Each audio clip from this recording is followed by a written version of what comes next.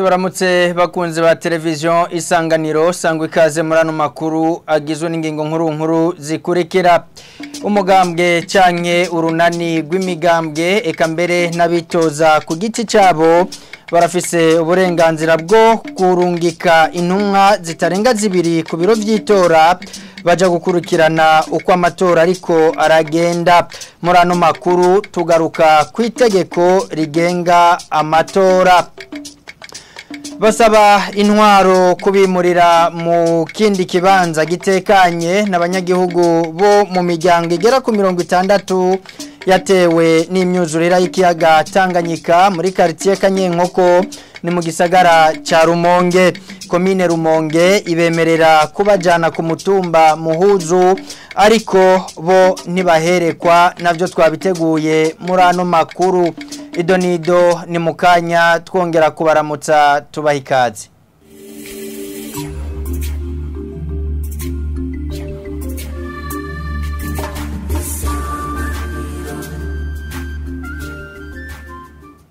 Ikaze ubugira kandi muri ano makuru. Inama nkuru y'abepiskopi Gatolika mu Burundi ibona ko biteye agahinda kumva ko mu gihugu c'u Burundi hakiriho abantu bazira ivyiyumviro vyabo vya politike hakaba n'ababugwa irengero. Mwitangazo ry'iyo nama ryo kwa 21 ntwarante uno mwaka ryasomwe mu nkuka ya misa kuri uyu w'Imana.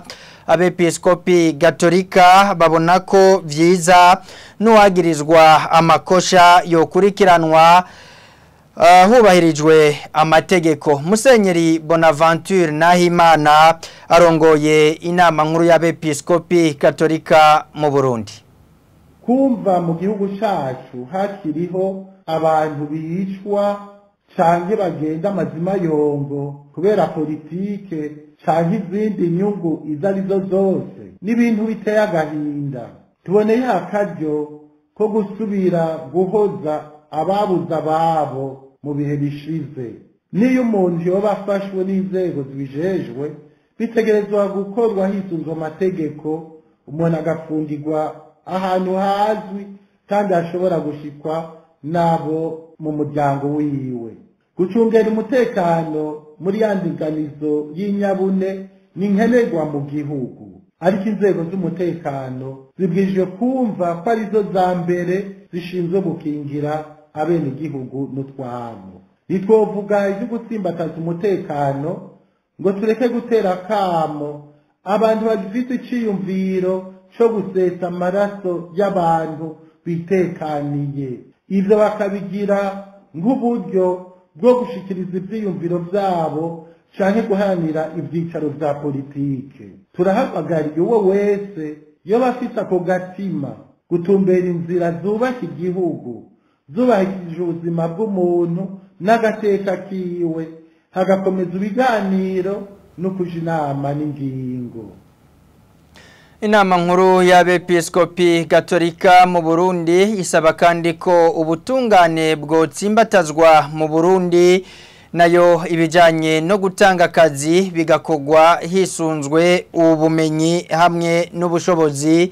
N'ubunyene Bonaventure Nahimana, musenyeri mukuru wa diocese nkuru ya Gitega, akaba anarongoye inama nkuru y'abepiskopi Gatolika mu Burundi.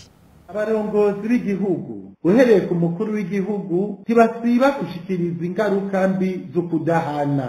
Uko kudahana kwimonogoza niko abanyagihugu bata umwizero ku rwego rw'ubutungane, maze bakagenda bacika intege, bakihebura, bagatangura kugomba kwihanira, ugasanga baraguye no mu vyaha bikomeye. Hariho rero n'abacamanza canke abandi bo mu bisata by'urwego rw'ubutungane bafitiye ubwoba umutekano wabo kubera igitsure ca bamwe mu bategetsi, maze bagahava bemera guhemuka kw'ibanga aho guhagararira ukuri n'ingingo.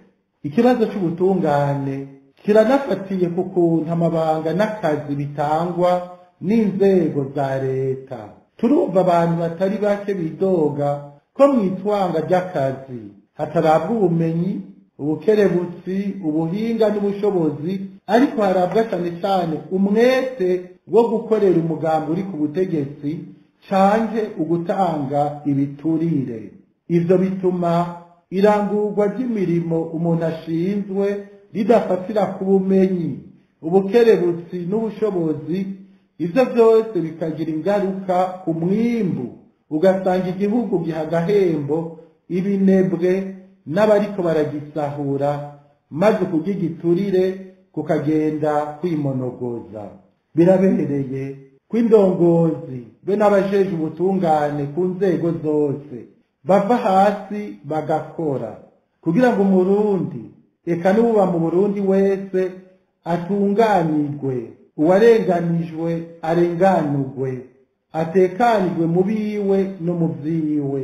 Nkako uko kose habaye akarenganyo ntigahanwe, nikagahinda n'umwikomo bikomera mu bantu, bigahava bivyara induru n'ingwano.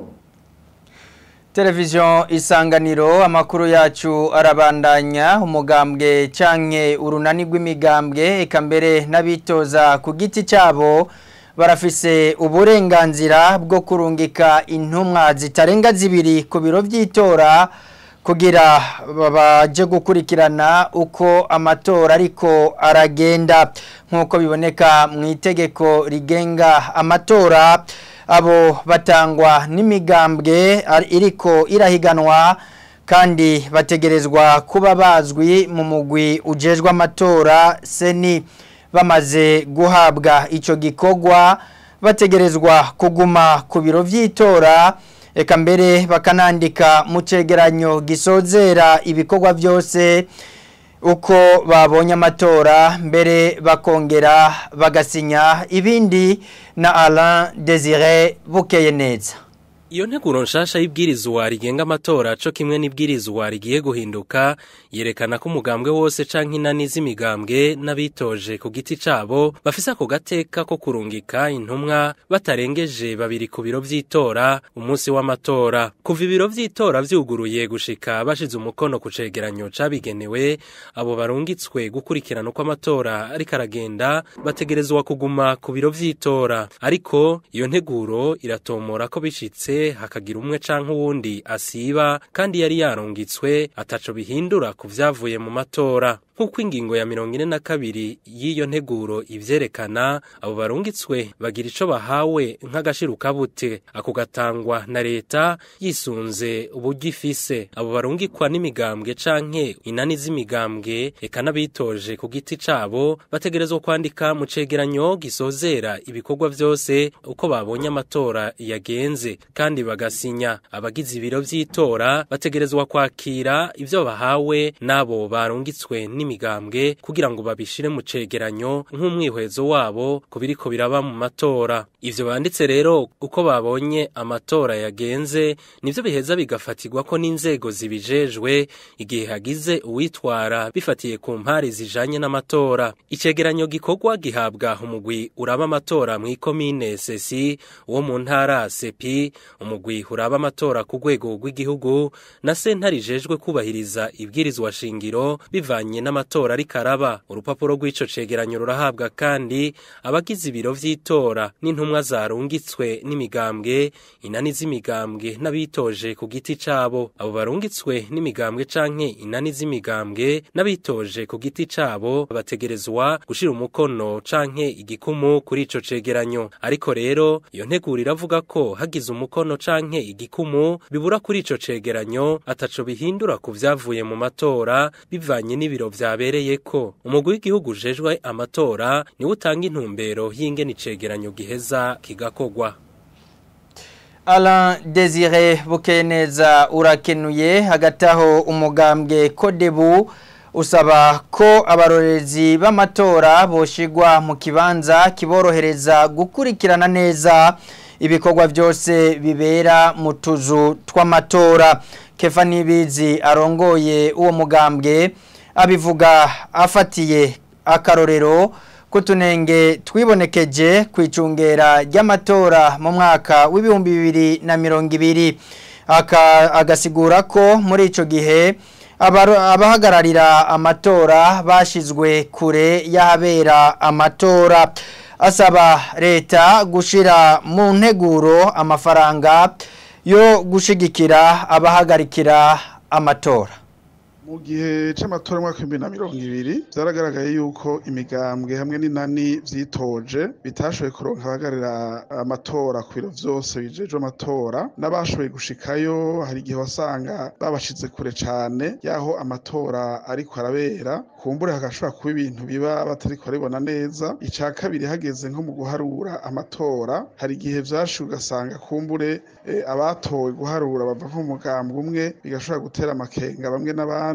Ikindi nuko vyashuka ugasanga hariho ku biro vy'itora kanaka batatanze za mpapuro z'ivyegeranyo z'ivyavuye amatora. Ivyo rero bigaheza bikaba intambamye ku vyerekeye imigambwe mu gukurikirana amatora. Ikindi nuko n'ababa bahari kumbure kubera imigambwe asanga itaronse uburyo bwo kubashigikira ngo birigweho umunsi wose vyarashuka ugasanga umwe n'uwundi aravuyeho canke harabonetse abantu bamusamaza bigatuma rero adashobora gukurikirana neza amatora. Ivyokorwa muri ayo matora twimirije ubwa mbere nuko imigambwe twebwe nyene twokwitunganya neza tukagira nk'urunani gukurikirana amatora ku buryo ibiro vy'itora vyose haba hariho abarorerezi babitoje bakurikirana ingene amatora ariko aragenda. Aha twosaba yuko leta yoshira mu nteguro y'amaherezo yo gukoresha amatora gushigikira abarorerezi b'imigambwe bagiye guhagararira amatora kugira ngo bashobore kubikora batekanye. Tugasaba kandi yuko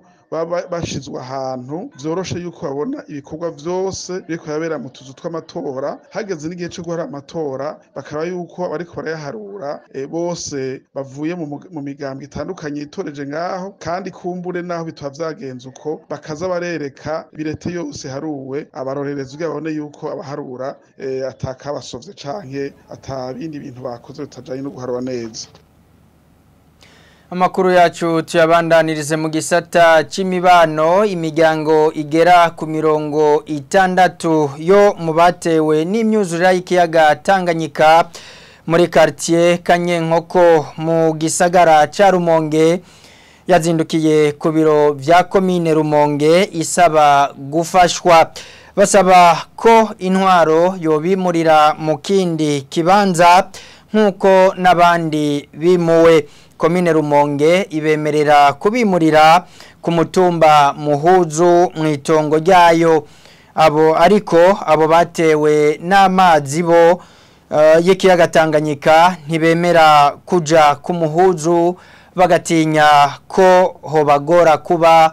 Mbega suko Jean Pierre Misago mu nama bagiranye n'umunyamabanga ntayegayezwa nshingwa bikorwa wa komine Rumonge, bamwe mu bafashe amajambo mu batewe n'amazi y'inyuzurire y'ikiyaga Tanganyika bakiba muri quartier Kanyenkoko basaba gukugwa muri ico kibanza bimurirwe mu bindi bibanza vya leta nko ku mutumba Mutambara aheruka kwimurirwa n'abandi bahuye namwe n'ivyo vyago. Nkuko vyapfundikiwe mu nama yabaye kuri uyu wa mbere yahuje amashirahamwe akorera mu gisata c'ubutabazi akorera mu Rumonge. Inama yari irongowe na musanteri wa komine Rumonge Erasme Hakizimana, umunyamabanga nshingwa bikorwa ntayegayezwa wa komine Rumonge, yabwiye abo batewe n'imyuzure y'ikiyaga Tanganyika ko komine Rumonge yiteguye kwimurira mu midodo ku mutumba wa Muhuzu muri iyo komine nyene abahuye n'ivyo vyago bafise amaparcela n'impapuro ziyaranga batari muri quartier Kanyenkoko gusa. Abari bapanze nabo bagasabwa kuja kurondera ahandi bapanga. Kubwiwe iryo niryo tongo ryonyene komine Rumonge ifise ritarimwe amatati canke izindi ngorane. Acasaba abavyifuza kwiyandikisha komine Rumonge ibaronderera imiduga ibimurirayo. Inama ikaba yarangiye atanumwe yiyandikishije ngo yimurirwe mu midodo mu nyuma yo gusigura bamwe kubuzima babayemwo bwo kwibeshaho n'urudandaza ruto mu gisagara ca Rumonge butoshoboka mu midodo. Abandi nabo bavuga ko batanasasumwe mu batewe niyo myuzurira, baguma bashimangira ko bimurirwa ku Mutambara aho abandi baheruka kwimurirwa, naho komine yagumye ibereka ko ku Mutambara hari ibibazo bitandukanye. Jean Pierre Misago urakenuye nkumenyeshe ko ishirahamwe Olicom gishinze kugwanya ibiturire risaba leta kwihutira gutangaza ko iduga ry'amazi y'ikiyaga Tanganyika ari kiza. Gabriel Rufyiri arirongoye abishikiriza inyuma y'urugendo kuri uyu wa kabiri mu bibanza bitandukanye vyakozwe ko n'imyuzure mu gisagara cha Bujumbura eka mbere no muri komine ya Mutimbuzi iri mu ntara ya Bujumbura. Asaba kandi gufata ingingo zihuta zo kwimura abamaze gukogwako mu ntumbero yo gukinga inkurikizi mbi zishobora gushika. Leta turayisavye tusavye yuko yofata ingingo zose zikenewe yumviriza abahinga hanyuma ifata ingingo zikwiye kugira ngo ibi bintu bihagarare kuko mu Burundi turafise ikibazo cyo kutagira ico bita umuco wo gukinga. Ivyo bintu rero bikwiye kugirwa mu maguru mashasha kugira ngo leta ifate ingingo. Urabona abantu murabona ngaha mwenye abantu nibo bifatira ingingo bakazana umusenyi bakagira mugabo leta niyo igomba gufata ingingo mu maguru mashasha. Nibashire ikibazo bagishire mu bibazo by'inkora mutima. Nababwiye igihe amashuri yatewe ibitaro bigategwa amashengera gategwa abantu bakaba bamaze gupfa kubera ibikoko byaravuye muri Tanganyika birava no muri Rusizi ubu biri mu mihana y'abantu biriko birarya abantu. None mwe mwumva abantu bamaze gupfa mwumva hasigaye iki? Hanyuma twavuze ibintu by'ingaruka dusavye ko leta yokora ibishoboka byose igatangaza ko ari kiza hanyuma igafata ingingo zose zijana nuko ikiza kiba cateye mu gihugu. Ico nagomba kongerako nuko nagenda babwire yuko mwishamwe Olicom twarungikiye urwandiko inzego z'igihugu guhera ku mukuru w'igihugu umushiranganje wa mbere umukuru w'inamashinga amateka umukuru w'inamankigo z'amateka twarabahaye inzandiko n'izindi nzego zose ziraba bino bibazo. Twebwe turabona ko mwa kino gihugu hari kibazo kijanye n'amapolitike agigwa. Tukifuza yuko ibintu bijanye n'amapolitike twoza turashira imbere abahinga. Aha niho duce dusozerera amakuru twari twabateguriye mwakoze kuba mwayakurikiye tubipfurize kururanirwa n'ibiganiro vya televiziyo Isanganiro.